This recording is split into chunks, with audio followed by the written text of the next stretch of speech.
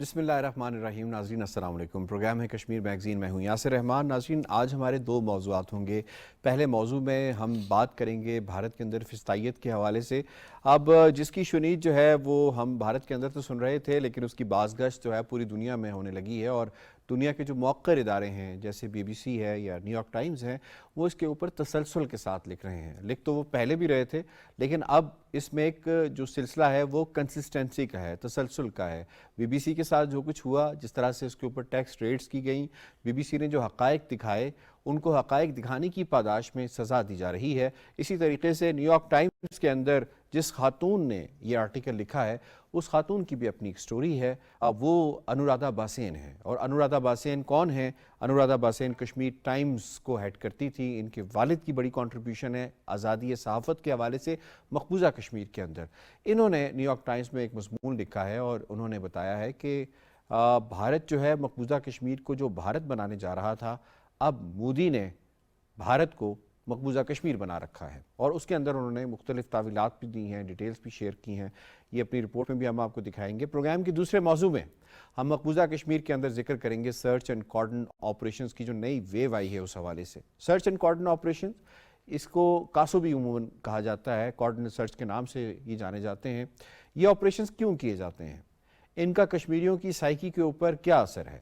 اور اس کا خاص طور پہ اگر ٹوٹیلٹی کے اندر دیکھا جائے، آج تک جتنے بھی کاسوز ہوئے ہیں، ان کاسوز کو کن قوانین کے تحت کیا جاتا ہے، اور ان کاسوز سے آؤٹ پٹ آج تک کیا حاصل کر پائی ہے انڈین آرمی، اس پر ہم ذرا بات کریں گے. اور یہ کاسوز کی جو اوقات ہوتے ہیں، جس وقت کا انتخاب کیا جاتا ہے، کیا یہ کشمیریوں کو اجتماعی طور پہ سزا دینے کے مترادف ہے یا نہیں، اس پر ہم بات کریں گے. ہمارے سوال ہوں گے، اس پہ ہم چرچے کریں گے جناب. اور سب سے پہلے مہمانوں سے تعارف. بڑے زبردست پینل نے آج ہمیں جوائن کیا ہے. اسٹوڈیوز میں ہمارا ساتھ دے رہے ہیں جناب عبدالحمید لون صاحب. آپ سینئر حریت رہنما ہیں. بہت بہت شکریہ لون صاحب، آپ نے ہمیں جوائن کیا. ٹیلی فون لائن پہ ہمیں آج جوائن کیا ہے ڈاکٹر آمنہ محمود صاحبہ نے. آپ ماہر ہیں انٹرنیشنل امور کی. مہاراجہ اویس صاحب نے ہمیں جوائن کیا ہے. آپ اوورسیز کشمیری ہیں جناب، اور بڑی ووکل آواز ہیں when it comes to Kashmir issue. جی آپ تمام گیسٹ کو ہم خوش آمدید کہتے ہیں. سب سے پہلے ہم پہلے موضوع کے حوالے سے پروگرام میں رپورٹ شامل کرتے ہیں. نریندر مودی کی فسطائی حکومت میں بھارت کا جمہوری ڈھانچہ تیزی سے ٹوٹ رہا ہے. عالمی نشریاتی ادارے بی بی سی نے ایک بار پھر بھارت میں جمہوری اقدار کے زوال پر سوال اٹھائے ہیں. Capture and control of media and the judiciary, surveillance and intimidation. I myself had Pegasus on my phone. Rahul Gandhi, Lalu Prasad Yadav, Kapil sable و دیگر اپوزیشن رہنماؤں کے بیانات کا حوالہ دیتے ہوئے بی بی سی نے کہا کہ مودی کے عہد میں بھارتی جمہوریت کو شدید خطرات لاحق ہیں، کیونکہ وہاں کے تمام جمہوری اداروں پر بی جے پی اور آر ایس ایس قابض ہیں. دوسری جانب نیو یارک ٹائمز نے بھی خبردار کیا ہے کہ مودی کے زیر سایہ بھارت دوسرا کشمیر بن جائے گا. رواں برس بھارت میں بدتر انسانی حقوق کی صورتحال اور گرتے صحافتی معیار پر اپنے 11ویں اداریے میں امریکی اخبار نے کہا کہ مودی نے ہندوستان میں عدم برداشت اور مسلمانوں کے خلاف تشدد کو عام کیا ہے. مودی پر تنقید کرنے والے صحافیوں کو انکم ٹیکس چھپانے، دہشت گردی یا علیحدگی پسندی کے الزامات کی آڑ میں دھمکایا جاتا ہے. کیا ان عالمی رپورٹس کے بعد بھی انسانی حقوق کا راگ الاپنے والی عالمی برادری محض خاموش تماشائی کا کردار ادا کرتی رہے گی؟ جی آپ نے رپورٹ ملاحظہ کی. عبدالحمید لون صاحب، کیا بھارت اب مقبوضہ کشمیر بن چکا ہے یا بنتا جا رہا ہے؟ بسم اللہ الرحمن الرحیم. بھارت اب اس نہج پہ پہنچ چکا ہے جو اس کی تباہی کا باعث ہو سکتا ہے، جہاں لوگوں کے بنیادی حقوق بھی سلب ہیں. فریڈم آف پریس نہیں ہے، فریڈم آف ایکسپریشن نہیں ہے. وہاں پر اقلیت یا جو بھی وہاں اپوزیشن ہے ان کو بزرگ طاقت دبانے کی کوشش کی جاتی ہے. تو وہیں جب انٹرنیشنل جو ہیومن رائٹس آرگنائزیشنز ہیں یا جو انٹرنیشنل میڈیا ہے، جب وہ بھارت کو آئینہ دکھاتا ہے تو وہ چیختے ہیں اور اپنے آپ کو معصوم ثابت کرتے ہیں. تو وہیں اگر آپ دیکھیں ہندوستان میں جمہوریت کا کوئی نام و نشان نہیں ہے. برسر اقتدار جو پارٹی ہے، چونکہ یہ انتہا پسندانہ سوچ رکھنے والے لوگ ہیں، آتے تو یہ جمہوری طریقے سے ہیں، مگر اس کے بعد یہ جمہوری اداروں کو جس طرح سے تہس نہس کرتے ہیں وہ ہم سب کے سامنے ہے. مودی ایک خود کرمنل ہے جو ٹاپ 10 ٹیررسٹس میں شامل رہا، آج بھی ہے وہ، اور وہ ہندوستان کا وزیر اعظم ہے. تو اس کے بعد آپ خود اندازہ کریں کہ جس ریاست کا سربراہ ہی ایک انتہا پسند سوچ رکھنے والا شخص ہو تو باقی کیسے لوگ ہوں گے. آج کی ڈیٹ میں جہاں عدلیہ نے ایک ایسا فیصلہ کیا، جب 2020 فروری میں دہلی کانڈ ہوا اور دنگے فساد ہوئے، اس وقت ہندو انتہا پسند پولیس کے ساتھ مل کے مسلمانوں پہ حملہ آور ہوئے، ان کے گھروں کو املاک کو تباہ کیا، مگر آج انہی مظلوموں کو ظالم ظاہر کر کے انہیں سزا دی گئی. یہ ان کی جوڈیشری پہ، ان کے اداروں پہ یہ سوالیہ نشان ہے. اب دنیا کو دیکھنا ہے. دیکھیں کل بھی سینٹ یہ سوالیہ نشان ہے، یہ بڑا امپورٹنٹ پوائنٹ ہے. ڈاکٹر آمنہ صاحبہ فرمائیے گا، کیا مودی یا کچھ اس کے لائک مائنڈڈ لوگ صرف اکیلے یہ سب کچھ کر سکتے تھے؟ کیا انہیں ان تمام ریاستی اداروں کا ساتھ نہیں میسر جن کی ریکوائرمنٹ ہوتی ہے ان تمام کاموں کو کرنے کے لیے؟ شکریہ، آپ نے مجھے انوائٹ کیا. یہ تو واضح ہے کہ مودی کی حکومت بالکل بھی اکیلے نہیں کر سکتی تھی. Indian army, Indian police, Indian forces ساری اس میں بہت زیادہ انوالو ہیں، اور اس کے ساتھ انڈین سول سروسز جو پورا کا پورا پلان کر رہی ہے کہ کس طرح سے وہاں ڈیموگرافک پریشر چینج کر دیا جائے، وہاں مسلمانوں کے ساتھ ساتھ انڈین پاپولیشن کو آباد کر کے نہ صرف آباد کیا جائے بلکہ ان کو ووٹنگ رائٹس بھی دے دیے جائیں، اور اس طرح سے یہ ثابت کیا جائے کہ مقبوضہ کشمیر میں تو مسلمان مائنورٹی میں ہیں، وہ میجورٹی میں رہے ہی نہیں ہیں. تو سارے اداروں کے ساتھ مل کے مودی صاحب نے یہ پلان. یہ تو آپ نے ڈاکٹر صاحبہ ذکر کیا مقبوضہ کشمیر کا. ہمارا جو موضوع ہے وہ یہ ہے کہ اب تو بھارت بھی مقبوضہ کشمیر بنتا جا رہا ہے. تھوڑا اس پر بھی ذرا روشنی ڈالیے گا کہ کس طرح سے جو ان کا سوشل فیبرک ہے وہ چینج ہوا ہے، اور اس کے اندر مودی اور اس کے حواری اور ان اداروں نے کتنا کردار ادا کیا ہے کہ بھارت آج اس کی جمہوریت نام کی رہ گئی ہے. جی بالکل. جو بھارت کا سیکولرزم ہے، جو ان کا کانسٹیٹیوشن جو ڈکلیئر کرتا ہے، اس میں ریلیجن ایک ایکولی ریسپیکٹڈ ایریا ہے، جو کہ ایک پبلک پراپرٹی نہیں ہے بلکہ وہ کسی شخص کا ذاتی معاملہ ہے. اور باقی سب جو لوگ ہیں جو وہاں پہ رہ رہے ہیں، وہ چاہے کسی بھی مذہب سے وابستہ ہیں، وہ انڈین سٹیزن ہیں، ایکول انڈین سٹیزن. لیکن ہم نے یہ دیکھا کہ جب سے بی جے پی کا رائز ہوا 1990 سے، تو یہ سیکولرزم کہیں بہت پیچھے چلا گیا ہے، اور ہندوستان کو ہندوؤں کے لیے اور اکھنڈ بھارت کا جو نعرہ تھا، جو راشٹریہ سیوک سنگھ کا ہے اور اس سے پہلے چھٹی اور سنگٹن تحریکوں میں لگایا جاتا تھا، یہ نعرہ 19ویں صدی میں بھی تھا اور 20ویں صدی میں بھی تھا. 21ویں صدی میں یہ اتنا اسٹرانگ ہو گیا کہ انڈیا میں کسی بھی مائنورٹی کا، چاہے وہ مسلمان ہوں، چاہے وہ بدھ ہوں، چاہے وہ چھوٹی ذات کے ہندو ہوں، اور چاہے وہ کرسچن ہو، ان کا رہنا اتنا ناممکن ہو گیا ہے. اور خاص طور پہ جو اسٹیٹ نے لاز پاس کیے ہیں، جس میں انڈین پارلیمنٹ بھی شامل ہے، اور انڈین پارلیمنٹ نے اس کو اکثریت سے پاس کیا ہے سٹیزن شپ ایکٹ کو، اس سے یہ پتہ چلتا ہے کہ یہ ایک پوری سازش ہے جس میں انڈیا کے سارے آفیشیل ادارے بھی شامل ہیں، اور ان کے جو نان اسٹیٹ ایکٹرز ہیں، یہ جو ایکسٹریمسٹ ہندوؤں کے، وہ بھی اس میں شامل ہیں. اور اس وقت تو انہوں نے اتنا مونوپلائز کر لیا ہے کہ اسٹیٹ گورنمنٹس بھی انسٹرومنٹ ہیں اس ایجنڈا کو امپلیمنٹ کرنے کے لیے، کہ یا تو آپ ہندو واپس بن جائیں، اور یا پھر یہ کہ ہندوستان سے نکل جائیں، ورنہ آپ کا وہاں پہ سروائیول ناممکن ہوتا جا رہا ہے. ٹھیک ہے. ہندو، ہندی، ہندوستان، آپ نے اس کے حوالے سے بات کی ہے. مہاراجہ اویس صاحب، جو حقائق بی بی سی سامنے لے کر آیا ہے، نیو یارک ٹائمز سامنے لے کر آیا ہے، یہ کس حد تک پتہ ہے وہاں کے میسز کو؟ تھوڑا آگاہ کیجیے گا. اس وقت جو آپ نے، یہ بڑا اچھا ٹاپک ہے. اس وقت دیکھیں یہاں پہ دو ڈائمینشن ہے. ایک انڈیا کا ڈومیسٹک ہے، جہاں پہ کہ میری بہن اور لون صاحب نے ابھی اس پہ بات کی، اور اسی طرح جو انٹرنیشنل ڈائمینشن ہے اس پہ بھی انڈیا ڈبل سٹینڈرڈ ہے نا، ہیپوکریسی ہے، جہاں پہ بیسک ہیومن رائٹس ہی نہیں ہیں لوکل بندوں کے پاس جو ان کے اپنے سٹیزنز ہیں. رائٹس وہاں پہ اگر ہیں صرف اور صرف ہندو کے پاس ہیں. میں ہندوؤں کو غلط نہیں کہتا، جو عام ہندو ہے وہ تو کہیں کہ اس کی تو سوچ بالکل برعکس ہے کمپیئر ٹو مودی اور اس وقت جو بی جے پی اور جو حکومتی جو سرکار ہے. اور اس کے بعد جو ہے نا، یہ کہیں کہ جو دوسرا ڈائمینشن اس کا جو انٹرنیشنل ہے، وہاں پہ تو اس نے بڑا سافٹ رکھا ہوا ہے. جو حکومت اپنے لوکل بندوں کو ہی پروٹیکشن نہیں دے سکتی، وہاں پہ آپ اپنا جو مذہب جو ہے وہ ذاتی معاملہ ہوتا ہے.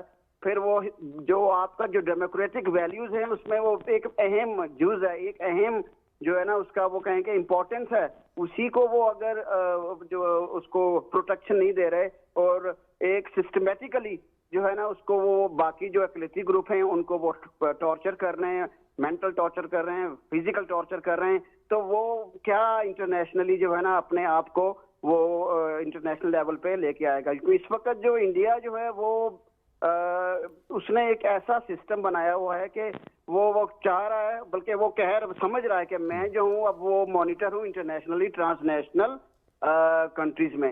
تو میرا ایک سوالیہ نشان یہ ہے کہ بھائی جب تم اپنے لوگوں کو ہی جو ہے نا وہ پروٹیکشن نہیں دے پا رہے, وہاں پہ دنگا فساد کروا رہے ہو, عام بندہ جو ہے وہ اس کو کوئی رسائی ہی نہیں ہے اور اس کی سنوائی نہیں ہے, تو پھر آپ کس طرح ٹرانس نیشنل جو ڈائمینشن میں جو ہے وہ آپ ایک بڑے مانیٹر یا ایک بڑے جو ہے نا وہ کنگ کا جو ہے نا وہ آپ کردار ادا کر سکتے ہو؟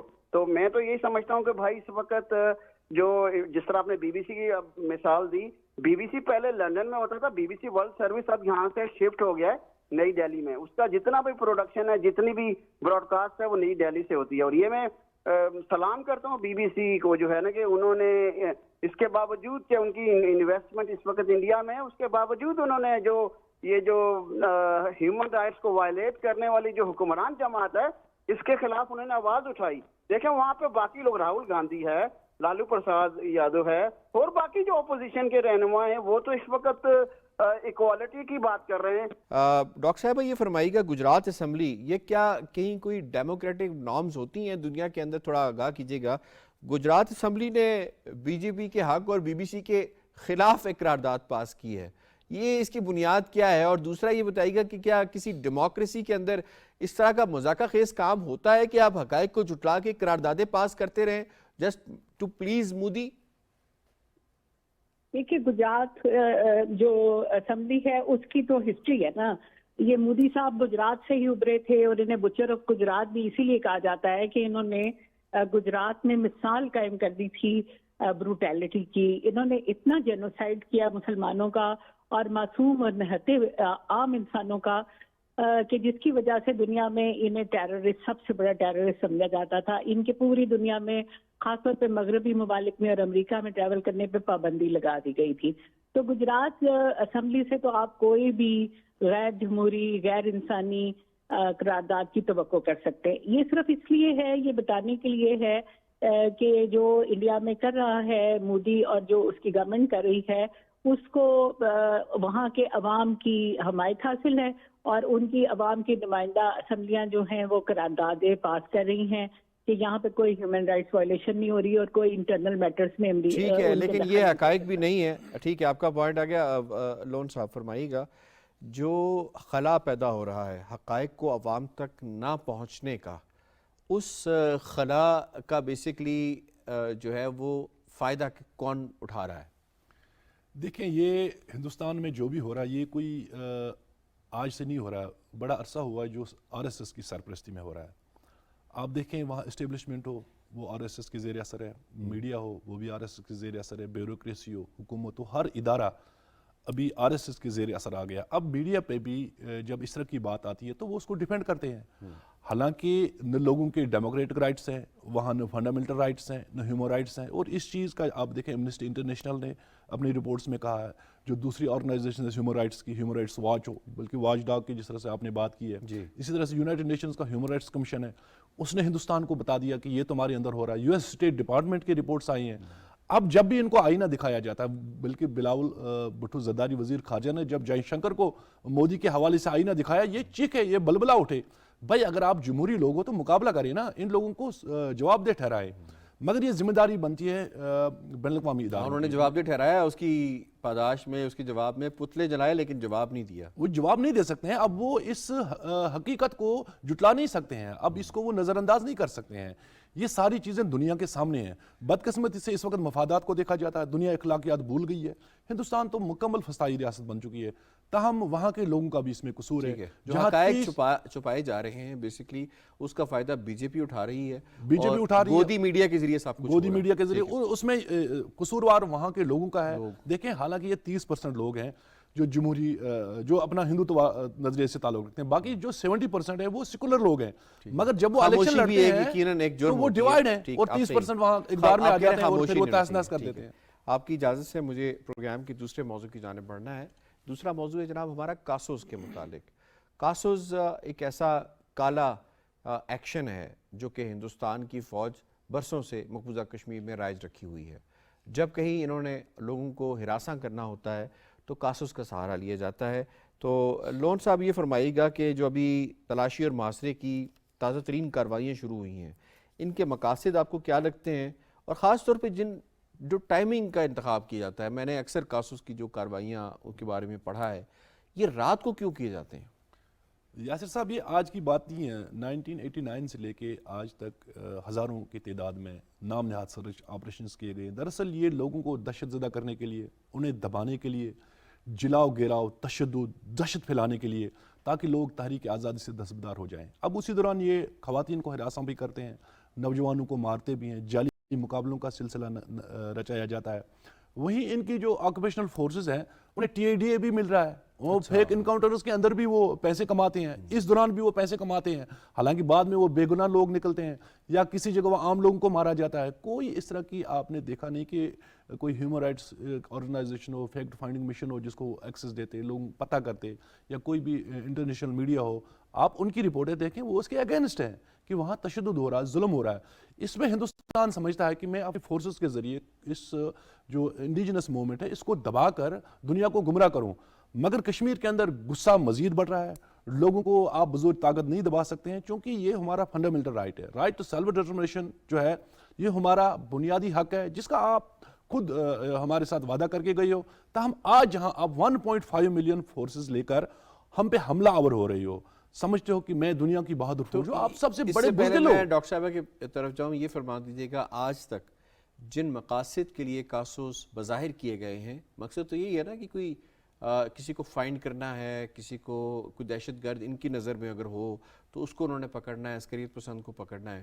تو آج تک کبھی ان کاسوز کے نتیجے میں کسی ایسے شخص کو جو مطلوب ہو اسے پکڑا گیا ہے, یا ان کاسوز کا نتیجہ یہ ہوا ہے کہ جو لوکل آبادی ہے اسے ہراساں کیا گیا ہے؟ صرف یہ لوگوں کو ہراساں کرنا, دہشت زدہ کرنا. اب دیکھیں جن کو یہ مارتے ہیں ان کو یہ فورسز کی تحویل میں لے کر دور دراز علاقوں میں دفن کرتے ہیں, اس کی کوئی شناخت, اس کا کوئی عطا پتہ نہیں چلتا ہے وہ کون تھا, اور بدنام کیا جاتا ہے پاکستان کو, تحریک آزادی کو. وہیں اگر ہم دیکھیں کہ ہندوستان کی جو 1.5 آکوپیشنل فورسز ہیں ان کو ڈریکونل لاز کے اندر تحفظ حاصل ہے کہ وہ کسی کو مار سکتے ہیں, گرفتار کر سکتے ہیں, تشدد کر سکتے ہیں, ہماری پراپرٹی کو تباہ کر سکتے ہیں. کوئی پوچھنے والا نہیں ہے, کسی جگہ وہ جواب دہ نہیں ہے. اور یہ پچھلے 35 سال سے مسلسل چل رہا ہے. کشمیریوں کی زندگیوں کو اجیرن بنا دیا گیا ہے, کرب میں ہیں, پریشان ہیں, تذلیل ہو رہی ہے لوگوں کی, ہر جگہ ناکے ہیں. ابھی آپ دیکھیں جہاں 1.5 ملین آکوپیشنل فورسز ہو وہاں پر کس طرح سے کوئی جنگجو اندر گھس سکتا ہے, داخل ہو سکتا ہے. ٹھیک ہے, یہ بالکل صحیح پوائنٹ ہے. ڈاکٹر صاحبہ ان کاسوز کو, یہ تو جس طرح سے کشمیری نے خود بتایا ہے کہ یہ کاسوز تو ہینیس ہیں, کشمیریوں کے لیے بڑی تکلیفوں کا باعث بنتے ہیں, اور خاص طور پہ رات کے اوقات کے اندر بزرگوں کو ٹھٹھرتی سردی میں نکالا جاتا ہے, عورتوں کی بے حرمتی کی جاتی ہے. کنن پوش پورا ہوا وہ بھی رات کے اندھیرے میں کیا گیا, 80 سے زائد خواتین کے ساتھ جو ہے وہ اجتماعی زیادتی کی گئی. تو یہ فرمائی گئی, یہ روکے گا کون؟ میرا تو یہ خیال ہے کہ کشمیریوں کا جو صبر ہے اس پہ امتحان ہے, لیکن ہمیشہ کے لیے ایسے نہیں ہو سکتا. جتنے زیادہ ریزینٹمنٹ وہاں پہ لوکل آبادی میں پیدا ہو رہی ہے اور جس طرح سے وہ لوگ ڈپریس فیل کر رہے ہیں, تو اس کا 2 ہی نتیجے ہو سکتے ہیں. یا تو وہ یہ کہ خاموش ہو کے بیٹھ جائیں گے, ڈر جائیں گے ان سے, جو کہ کشمیریوں کی ٹریڈیشن نہیں ہے, کیونکہ وہ تو 70-75 سال سے یہ مسلسل برداشت بھی کر رہے ہیں اور اس کے خلاف احتجاج بھی کر رہے ہیں. دوسرا جو منطقی نتیجہ ہے وہ یہی ہوگا کہ سارے کشمیری ایک دم سے نکلیں گے اور انڈیا کے لیے وہاں پہ رہنا, سروائیو کرنا ناممکن ہو جائے گا. ابھی بھی ان کی ریزینٹمنٹ کا عالم یہ ہے کہ چھوٹے سے چھوٹا بچہ بھی دے ریفیوز ٹو سبمٹ, وہ فورسز کے سامنے سبمٹ نہیں کرتے. انہوں نے جو بھی تکلیفیں سہنی ہیں وہ سہتے جاتے ہیں, لیکن انڈین آرمی کا جبر اور ظلم بڑھتا جاتا ہے. اور اس میں صرف آرمی ہی نہیں بلکہ آکوپیشن فورس ہی نہیں بلکہ ان کی عدالتیں بھی شامل ہیں. وہاں پہ اسمبلی میں لاز بھی پاس کیے جا رہے ہیں, اور وہاں پہ باہر کے افسران کی تقرری کی جا رہی ہے تاکہ وہ جو 1% بھی سمپتی کا ایلیمنٹ ہے کشمیریوں کی طرف انسانی لحاظ سے وہ بھی نہ ان میں رہے. تو اب تو یہی ہے کہ ریولوشن ہی آئے اور وہ لوگ سب کے سب کھڑے ہو جائیں اور یا تو مر جائیں اور یا پھر انڈین فورسز کو مار دیں. اس کے علاوہ تو کوئی اور ریزورٹ نہیں ہے. کیونکہ آپ کے کہنے کے مطابق کوئی ادارہ اس قابل نہیں رہا مقبوضہ کشمیر کے اندر کوئی روکے، کیونکہ سٹوج ہیں ان کے. اور انٹرنیشنل کمیونٹی کے حوالے سے ذرا اویس راجپوت صاحب وہ بھی موجود نہیں ہے.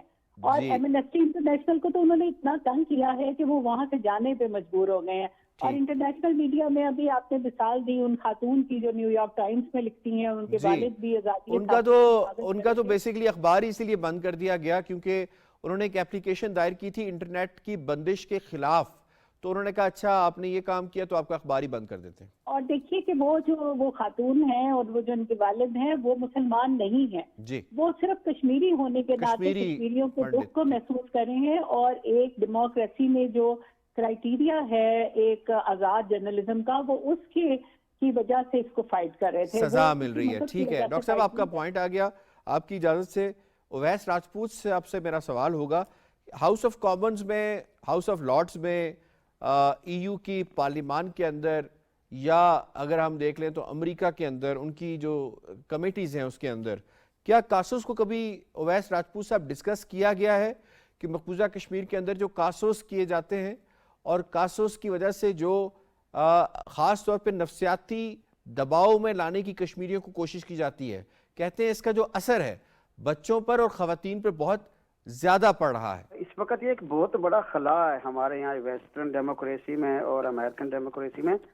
چاہے آپ برسلز کی بات کر لیں، لندن کی بات کر لیں، تو یہاں پہ جو ہے نا یہ ایک گرے ایریا ہے. میں حیران ہوں اور لاجواب ہوں کہ جب میانمار یا جو ہے نا ایسٹ تیمور میں یہ باتیں ہوئیں، ہیومن رائٹس کی وائلیشن ہوئی، تو وہ تو فوراً اس کو ہائی لائٹ کیا گیا انٹرنیشنلی اور اس کے بعد فوجیں اتار دی گئی وہاں پہ اور ریفرینڈم کرا دیا گیا.